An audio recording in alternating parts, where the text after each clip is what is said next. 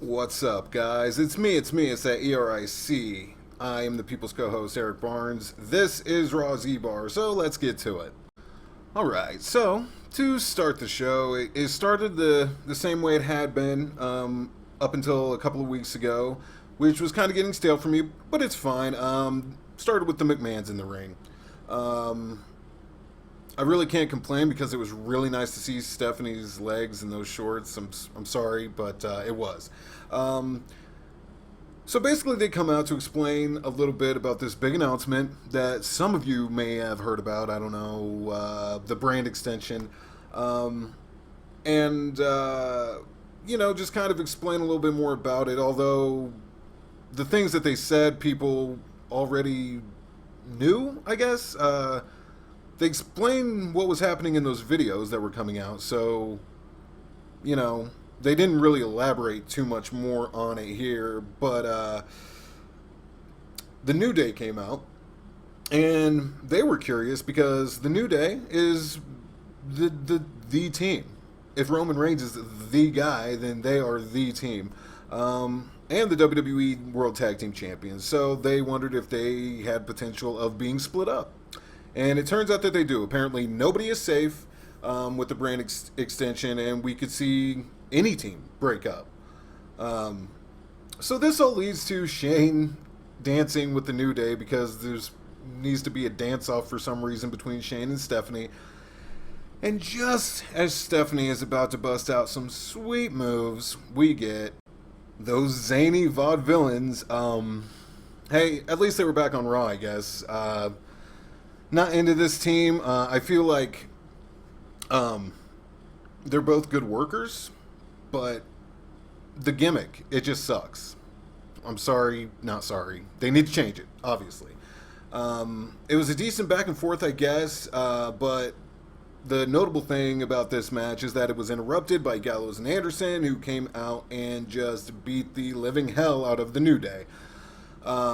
I thought this was a very interesting development because I feel like the team of the club may be the first real threat that we've seen for the New Day in a long time.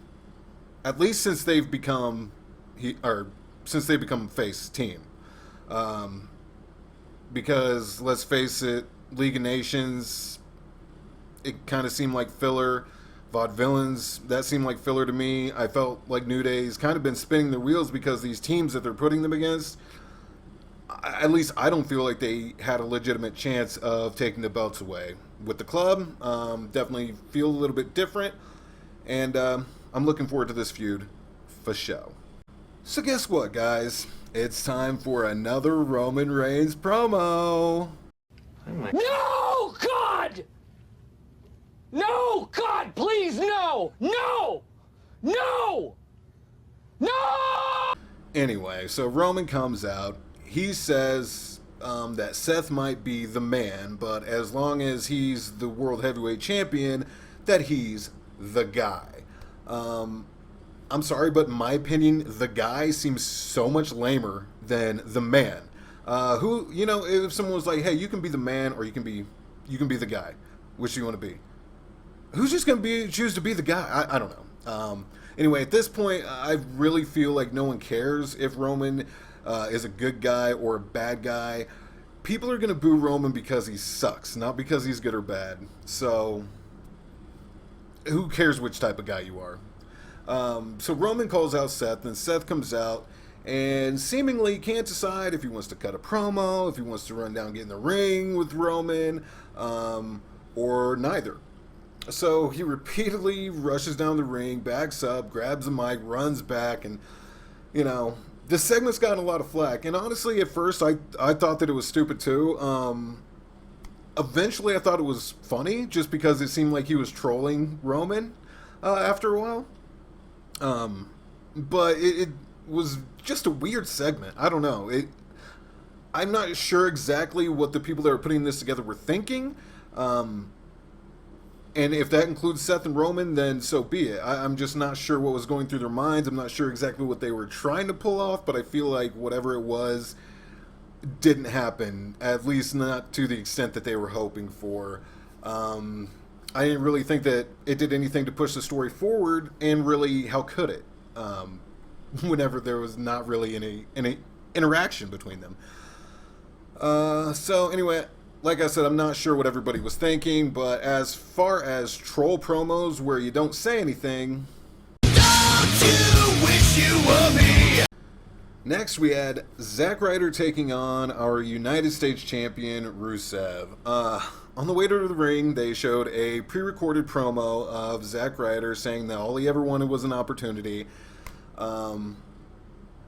And he took this opportunity against the United States champion to just get destroyed in no time.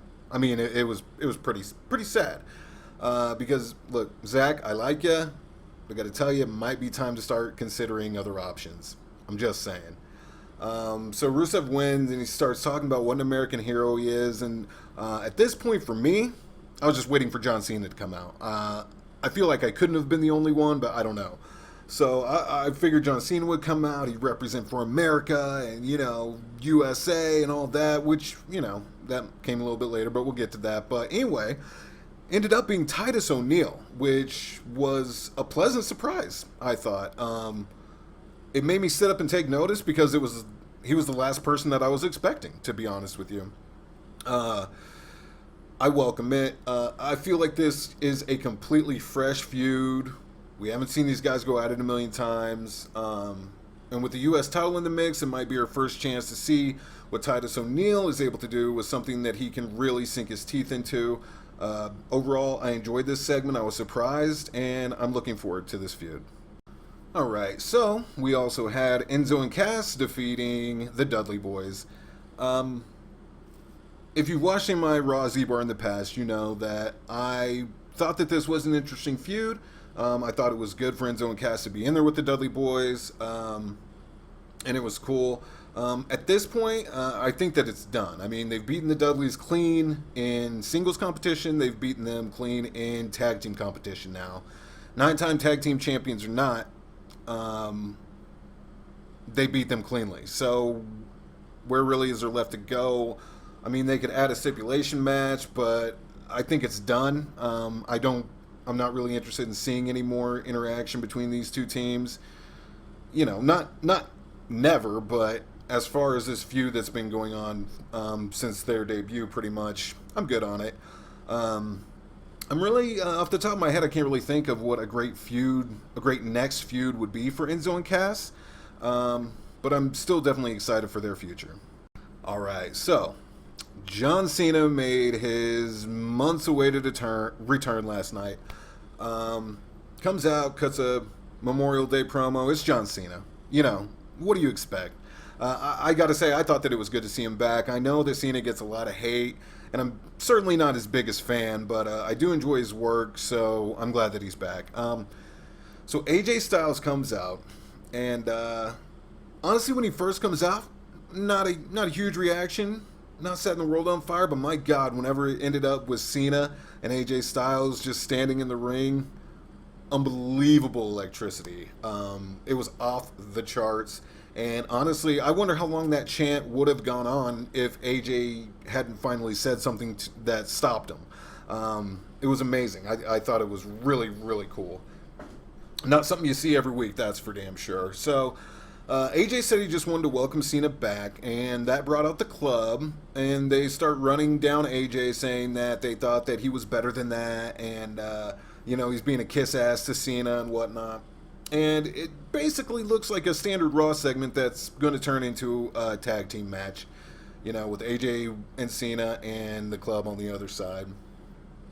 But bam, AJ attacks Cena out of nowhere. A beatdown from the club ensues, and I really enjoyed it because when AJ decided to walk away and then run back, he ran back and got back in the ring and just started beating the hell out of Cena again rather than just running up to the ring, like Seth was doing earlier in the night.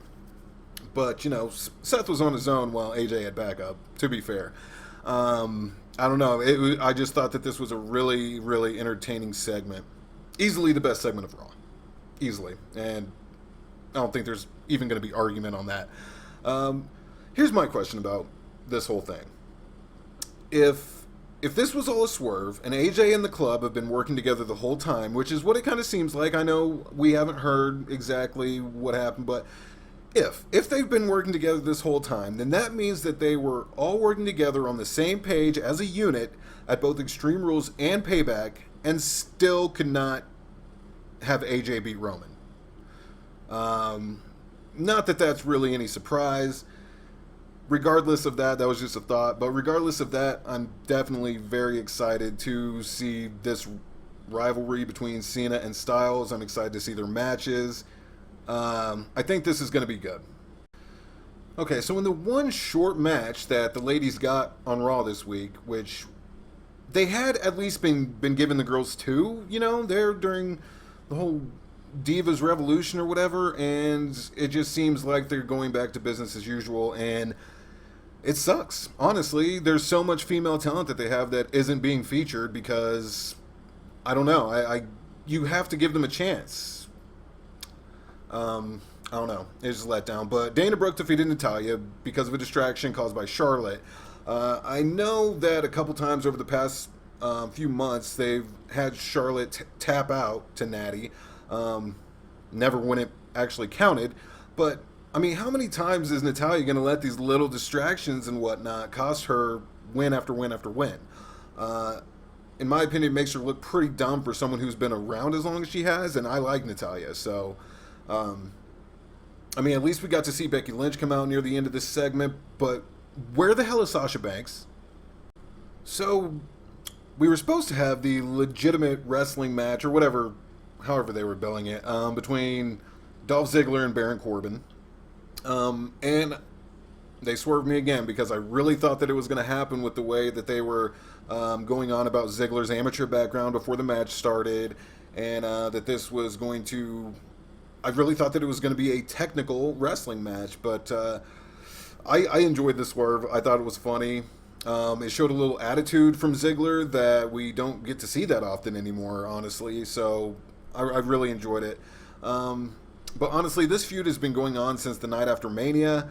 I was in support of it initially because when Baron first got there, it was actually giving him something to do, unlike somebody like Apollo Crews who just went in there and fought the Social Outcast a few times, then kind of disappeared for a week or two, and now he's back, and I don't know. But I thought that it was cool, but it's time to move on, I feel like, at this point.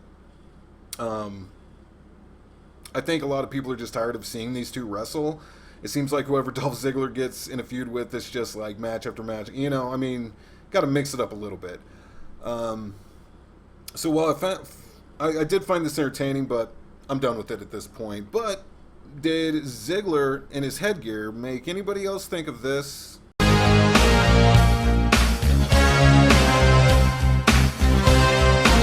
Alright, and in the main event of the evening, we had a 6-man tag team match featuring the 6 so far announced participants for the Money in the Bank ladder match. Overall, this was a very entertaining match to me between 6 of the best workers in the company. Enjoyed it a lot. Basically, just still curious to see who the 7th person is going to be in the Money in the Bank ladder match. I enjoy how every time there's a match with Owens and Zayn that Sami Zayn immediately just always goes after Kevin Owens, which makes sense, you know what I mean? It's one of the few things that consistently makes sense on Raw, but that does. Anyway, an enjoyable match. I'm looking forward to Money in the Bank. This didn't particularly stoke the fires for me any more than I was already looking forward to it, but, it's just one of those matches you're going to see along the way, and I doubt that it's the last time we'll see something like it on the way to Money in the Bank. But regardless, it was entertaining, and overall was with good matches, segments like Cena and AJ and Titus O'Neil coming out. I thought that overall Raw was pretty darn good. So, that's all I've got for you this week, guys. Like and subscribe if you like this video at all. Let me know down in the comments what you thought of Raw. What'd you think of the heel turn with Styles?